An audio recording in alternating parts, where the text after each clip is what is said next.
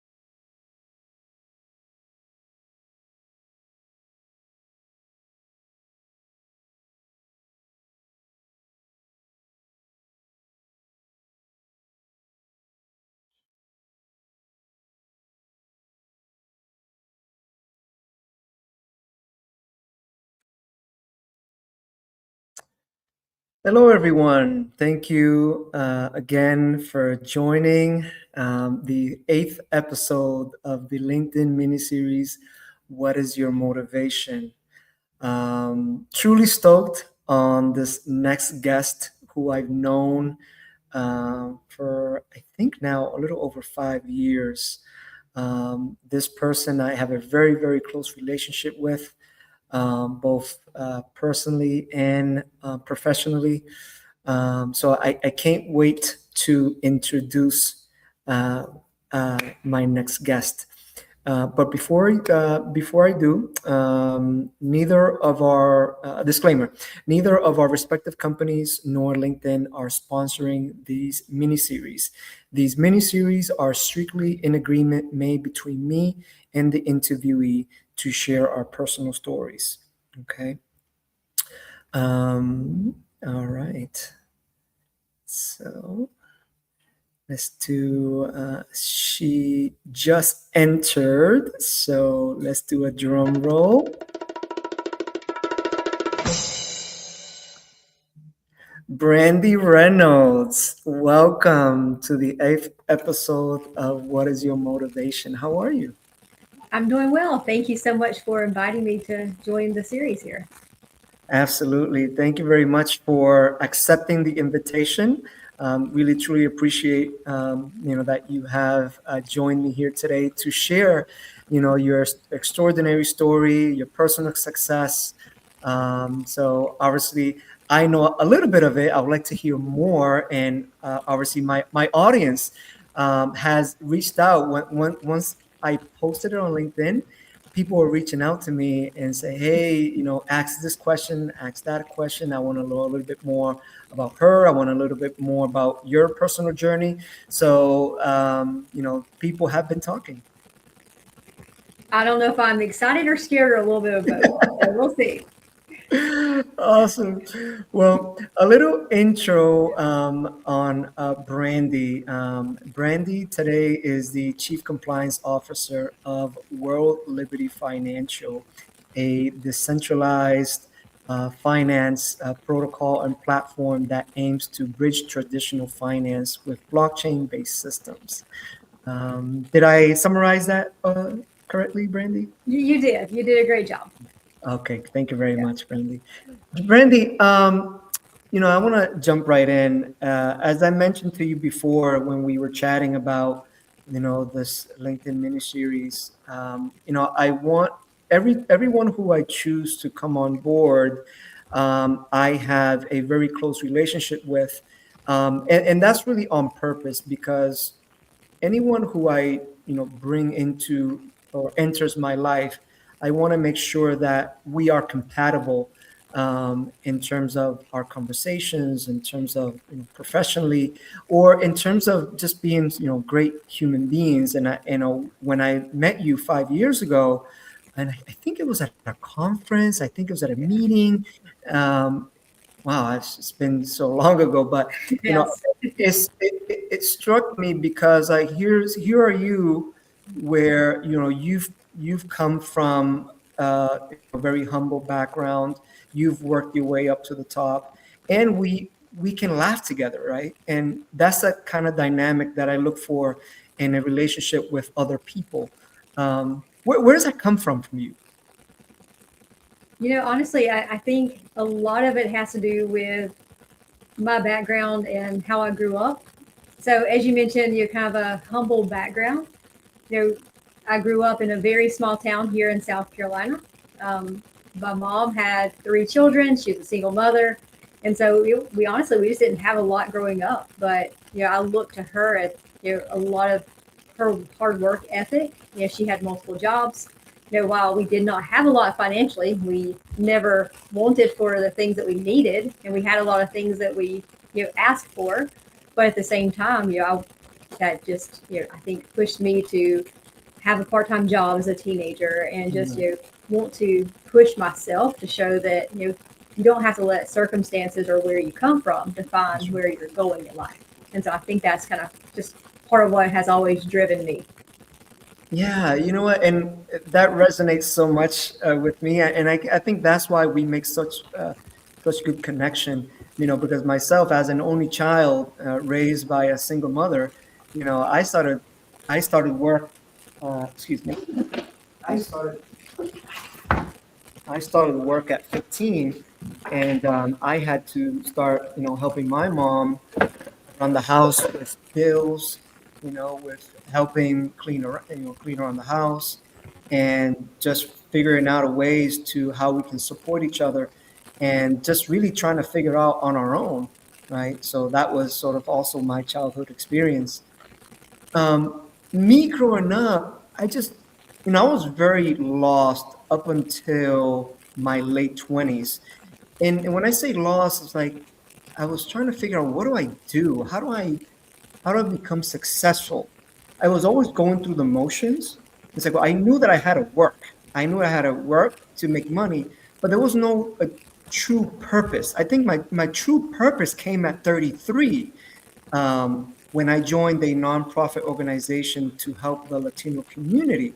That's when, like, okay, I went through all those struggles in my childhood and then into my 20s and now into my early 30s, where it's like, okay, something just clicked, right?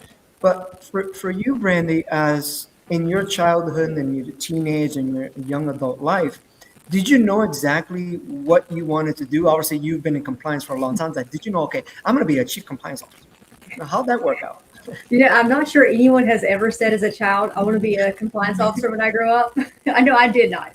Um, I mean, and for me, honestly, it was small steps.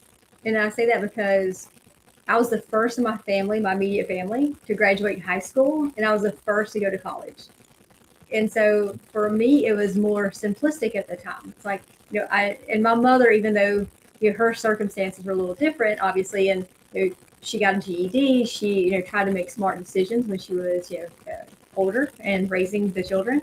But for me, I knew I was going to graduate high school. I knew that I wanted to get more education, and at one point, my thought process was going into the military, because I've always had this fascination with aviation, which is probably why in my later life I am a pilot, and so that just stuck with me.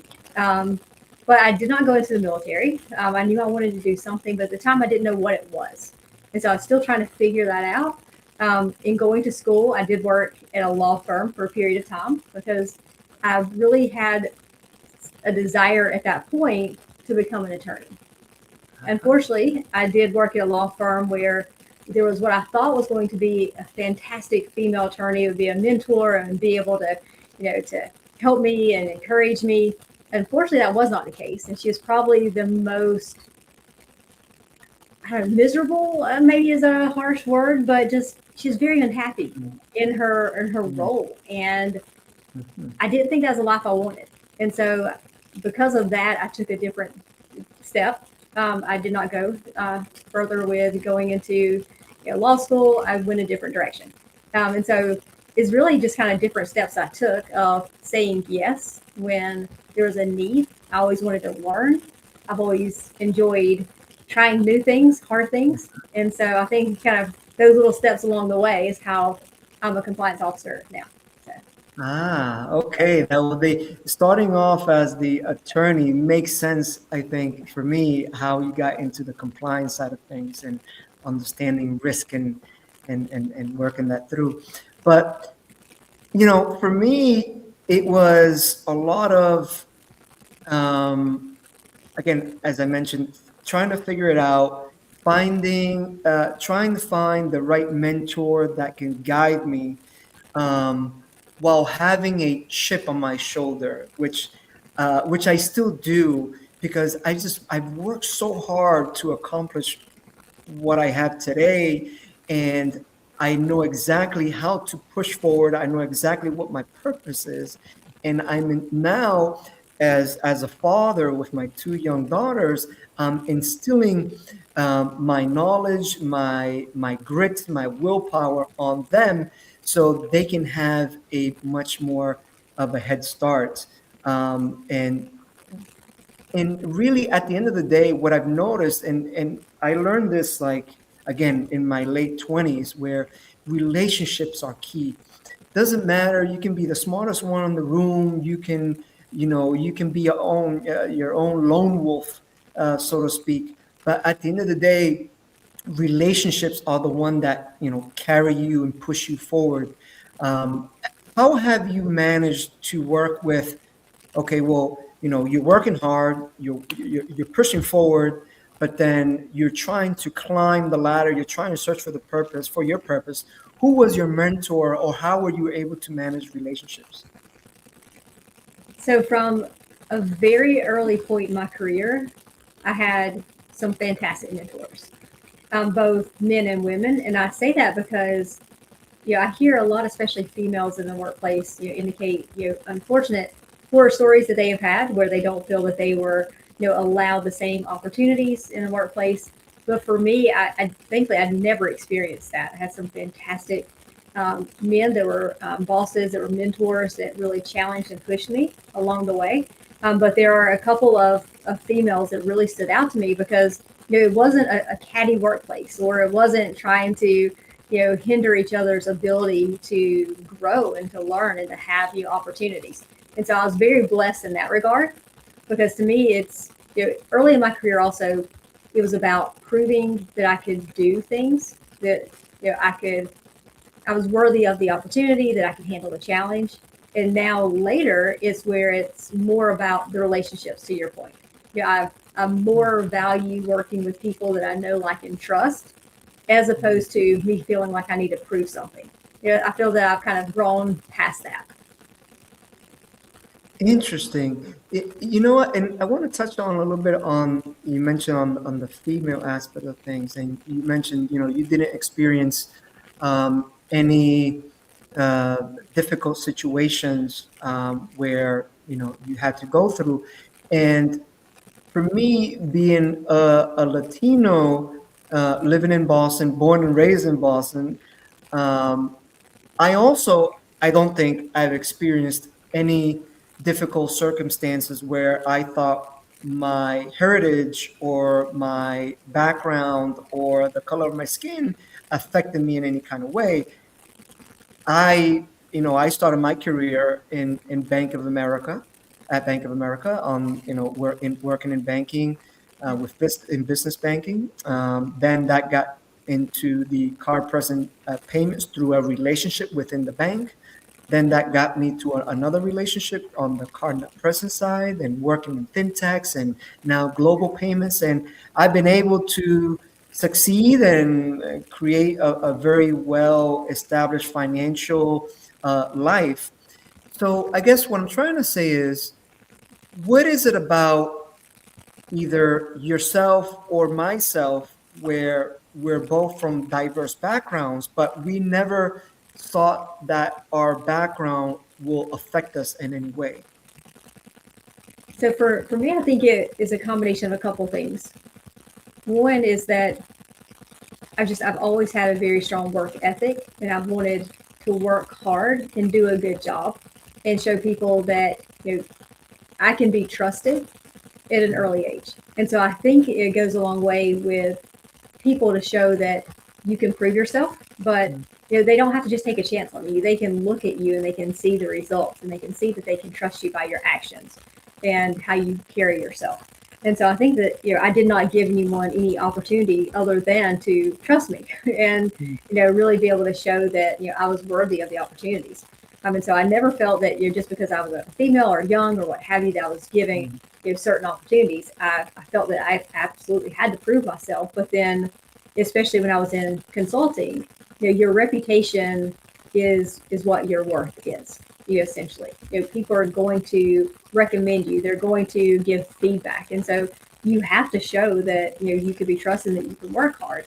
So to me, I think that a combination of that, and just also again, working hard and just kind of putting forth that ability is probably what you did as well. People saw that you were smart, that you were capable, and so you are worthy of those opportunities that came along. That's right. I mean, that is completely right. Like I said, I felt that my work, my production will speak for itself, and of course, I'll put in the work on building those relationships, and I'll remove any stigma they have about me, about my culture, while still being who I am. Because again, I am, as I mentioned, I have a chip on my shoulder. I am very proud on who I am and who I've become. So I don't have to change who I am as a person. I can continue to be who I am, but continue to produce, continue to be a professional, continue to be a well-rounded human being. Right? Now, in terms of the roadblocks that you've had around your career, how have you been able to overcome them, and what positive changes have you seen? I would say some of the roadblocks for me at different points were I guess my age, showing that young people are capable of being trusted and doing a lot. To overcome some of the issues with that, especially being in corporate America, starting your career, and you're really wanting to be able to prove yourself in the organization. It was a matter of taking opportunity. If something needs to be done, doing it, not waiting for someone to ask you to do things. For me, I've always kind of taken the approach of learn everything you can. Take the time with whether it's people around you to ask questions, but don't stop at just the surface answer. Find out why. Why is the answer as it is? And so for me, that's how I've overcome, I think, a lot of that is just by gaining the knowledge and then the expertise along with it. So I've never been at a point where I didn't want to get my hands dirty to learn, because to me, you learn by doing.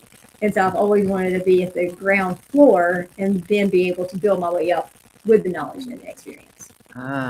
Great segue into working, building, and creating. You obviously started off as an employee, then you built your own business. So as an aspiring business owner myself, and then you sold your business, and obviously now as a chief compliance officer. How did you start your own, venture? I mean, how did that come about? Did you already have funding? Do you have partners? How did that start? Yeah, so I was actually in-house working in consulting at the time. And honestly, I didn't have the desire to start my own business. It was one of those decisions that I made with my husband. He saw, I guess, my capabilities, and he had the faith in me. And one day he asked the question, why are you not doing this for yourself? And so that really made me think. I was like, well, if he has the faith in me that I can do this, he's willing also to to back this venture with me, just from just a personal perspective, then why am I not doing this? And so it was literally that leap of faith, which was the scariest and most exciting thing that I've probably done in my professional career. And so made that decision. I had nothing, no backers, just really the relationships I have built. I opened up a business account with $100 cash from our personal bank account, and I had a used laptop. And that is exactly how I started Corecom. And you fast forward, within 3 years, was able to build the company with a lot of great people that I had brought on from the first contractor that became my first employee, and is still Wow. a very, very good trusted friend to this day. And we really were not looking at the time to sell, but then that's when an opportunity presented itself to be acquired by a larger consulting firm, and it seemed right. And so they acquired my consulting firm and 8 employees, and we went over to Bates Group, and so that's how that happened.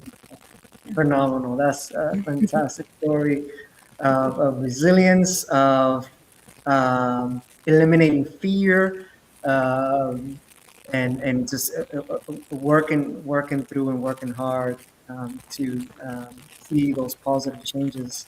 Um, Now into RC, now you are a chief compliance officer for World Liberty. So I see World Liberty as, as I mentioned on the description, are in the, blockchain space, crypto space. Um, I know you from the money service business space, right? Sort of money Yes. transfer, sort of that space. So how different is it working within the crypto world in your compliance? It's different, but not so far beyond what people maybe would believe it to be. And the reason that I say that is, very early in my career, I started out consumer compliance, fell in love with anti-money laundering, and most of that was in your non-traditional banking world. So money services business. And it wasn't until I went into consulting back in 2015 where my eyes were open to everything, from payments to crypto, anything that you can imagine. And that's where I really fell in love in 2015 with everything crypto and blockchain compliance. And so that's honestly where things really picked up for me, and I began to be a go-to for outsourced compliance officer roles, both in your traditional financial settings as well as crypto and blockchain-based companies. And so that was very early from a crypto perspective, and it just really kind of stuck with me. But my true roots are honestly in that traditional money transmission space, payments, consumer compliance. But there is just something about blockchain and crypto compliance I can't let go of. And I think honestly it's because of the innovation, and I love the world of gray. And so when there's something that's not definitively written out from a regulatory requirements perspective, then to me that's what is exciting about being able to figure out how do you handle these situations that aren't necessarily spelled out for you. And so to me, that's where you get a lot of the differences from your traditional money transmitters. You're still applying what you know, but in just a different context. And so I think a lot of it's very similar to payments, today versus payments, 15 years ago. There are some differences, but you still build from your foundation. Okay, yeah. I feel that compliance and commercial teams have this love and hate relationship. It feels like, the compliance and is in the business of saying no, we're in the business of saying yes. In Brandy's world, in your words, are you truly looking to decline the business, or are you as a compliance officer, no, you want to win the business? We just want to make sure that all the T's and all the I's are dotted and crossed. Yeah, so from my very first role in compliance, I had fantastic compliance officer that I worked directly under, and he instilled in me the fact that we were not the no department. Compliance supports the business, and we are risk management. We're not the no department. And so since that very first role that I had, over 20 years ago now, I've really tried to take that to heart, in that compliance really does need to support the business. But that way, if we're not known to be the no department, then when we do have to give an actual thoughtful no, it's meaningful. It means that there is absolutely no way we can mitigate the risk. And so that's the approach I always try to take, is how do we support the business? And are there ways that we can manage the risk? And then if we can't, then we can address that. But otherwise, we try to be very creative. And this is, my role today, but also in these past roles as a consultant I've been in. It's about, figuring out, can we get to the same end goal? It just may be a different path to get there. Gotcha. Yeah. The world has, in my eyes, had become now a much more smaller, a much more suitable place to do business in if you want to now go cross borders, right? Now you have companies in the U.S. It's like, oh, there's fintechs nowadays, and now banks are getting into the business of, hey, allowing businesses to enter a particular region of the world and doing business in that region. And technology now with AI has created now feasible programs, feasible language models to create businesses, to create different diversity. In your world in compliance, how much do you have to understand of, oh, well, Joel wants to enter the UK market or the African market. Oh, we need to understand that compliance. We can help there. How much of that do you have to understand when it comes to, the global side? Yeah, and so you definitely do have to understand, at least a very high level, what the regulatory requirements are. So what is the framework and what are the larger guardrails that you need to play within? And then from my perspective, that's where you also have, smart people on your team.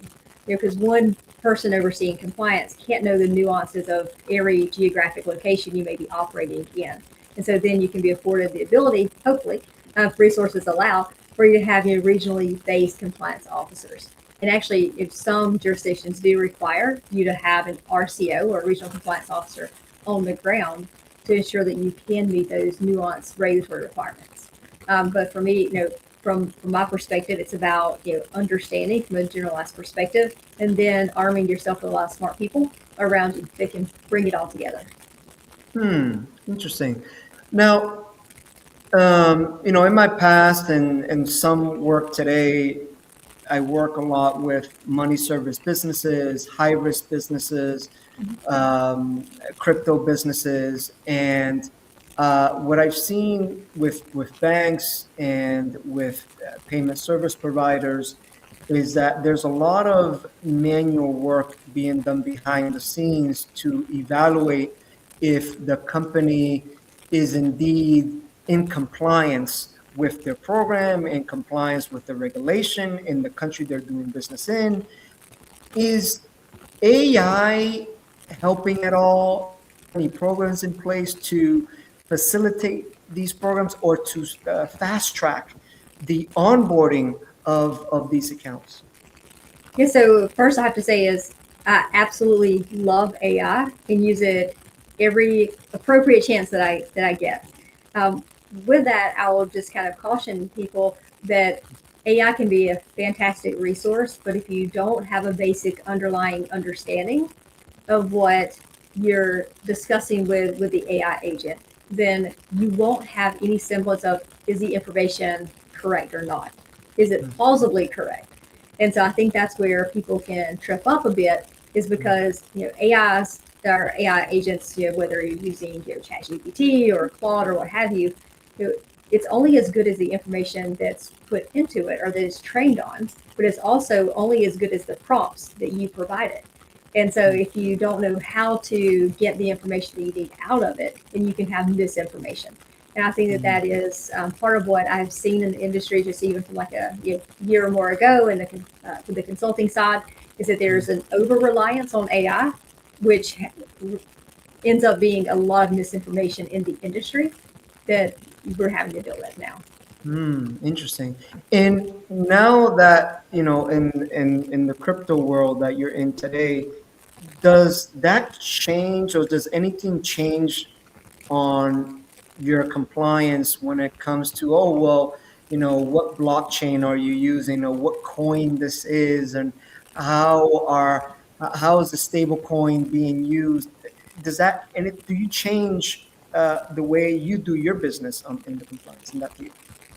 Sure. And so I think there's a lot of great use cases to be able to use AI from even a research perspective, understanding the company that you're onboarding, or from a third party due diligence perspective.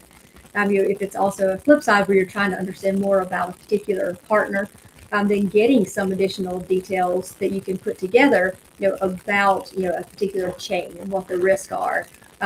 We do use that quite frequently, and I know many in the industry that are supplementing their teams with AI. But again, it's more of a supplementing and having another resource available, as opposed to you replacing a resource one for one with AI. Interesting. Brandy, what's next for you? What's the future look like for you? That is a very good question. I can say that right now I have been in my current role for over a year, and I'm absolutely enjoying it. And earlier when you asked me about motivation, and years ago my motivation was proving myself, and now I see it as trying to ensure that I'm surrounding myself with people that I know, like, and trust.